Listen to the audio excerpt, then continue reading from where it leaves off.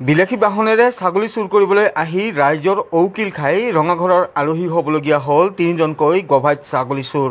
এই ঘটনা হেকেৰাৰ।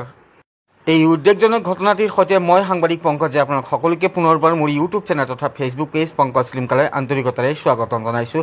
স্ক্ৰীণত দেখি আছে এখন চুচুৰমুখ হৈ পৰা বিলাসী বাহন, আৰু এই বাহনখনতে ছাগলী চুৰ কৰিবলৈ আহিছিল তিনিজনকৈ গভাইত চুৰ, আৰু তাৰপিছতে এই চুৰকেইজনক ৰাইজে ঔকিল সদায় পিছত আৰক্ষী থানাক গতাই দিবলগীয়া হয়। আৰু এনেধৰণৰ ঘটনা এতিয়া উদ্বেগজনকভাৱে বৃদ্ধি পাইছে। ৰাজ্যৰ প্ৰান্তে প্ৰান্তে বিলাসী বাহন লৈ গৰু ছাগলী আদি চুৰ কৰাৰ যি কাৰ্য, সেই ধৰণৰ ঘটনা প্ৰায় সংঘটিত হ'বলৈ লৈছে। আৰু এনেধৰণৰ অনুৰূপ ঘটনা সংঘটিত হৈছিল যোৱাকালি নগৰপাৰা আৰক্ষীয়ে খেদি বাহনখন ধৰিবলৈ চেষ্টা কৰিছিল যদিও চাৰিটাকৈ ছাগলী চুৰ কৰি পলায়ন কৰিছিল তিনিজনকৈ যুৱক, আৰু তাৰপিছতে খবৰ দিয়া হয় হেকাৰৰ কেইজনমান লোকক, আৰু তাৰপিছতে তেওঁলোকে আগুচি ধৰি কিবাকৈ বাহনখন তেওঁলোকে জব্দ কৰিবলৈ কৰায়ত্ব কৰিবলৈ সক্ষম হয়। আচলতে স্ক্ৰীণত আপোনালোকে দেখি আছে। তাৰপিছতে উত্তেজিত ৰাইজে উত্তম মাধ্যম সদায় তিনিও চুৰক আৰু তাৰপিছতে গতাই দিয়ে নগৰপাৰা আৰক্ষীক।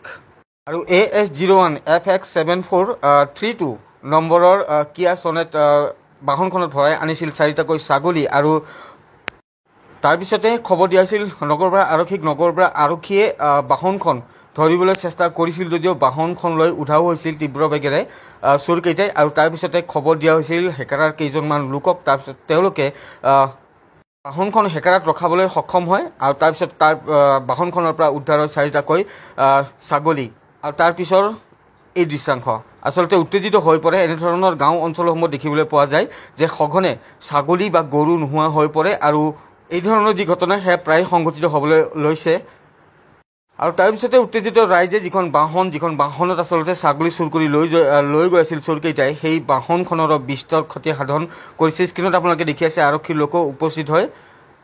এনেধৰণৰ এটা চাঞ্চল্যকৰ ঘটনা সংঘটিত হ'ল হেকেৰাত, আৰু ছাগলী চুৰ কৰিবলৈ আহি ৰাইজৰ ঔকিল খাই ৰঙাঘৰৰ আলহী হ'বলগীয়া হ'ল তিনি গভাইত চোৰ।